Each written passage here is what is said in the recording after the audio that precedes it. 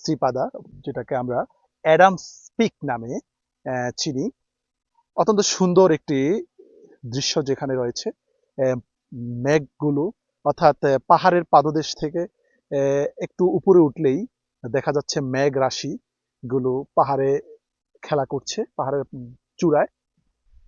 আমরা আছি একেবারে অ্যাডামস পিকের গোড়ার দিক কাছাকাছি।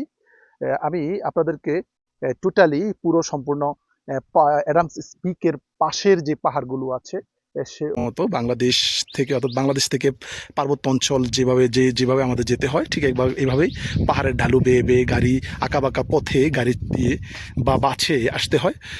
হাজারো হাজার ঝর্ণা, হাজার হাজার ঝর্ণা দেখা যাচ্ছে এই পাহাড়ের পাদদেশ দিয়ে বেয়ে বেয়ে তলদেশে যাচ্ছে। আর এখানকার মানুষরা তিনটি ভাষায় কথা বলতে জানে। একটা হচ্ছে সিংহালা, দ্বিতীয় হচ্ছে তামিল।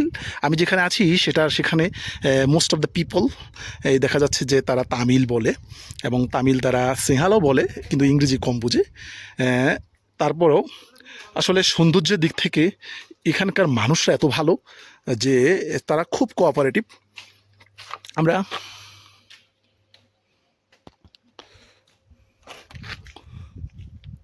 এই হচ্ছে অ্যাডামস পিক,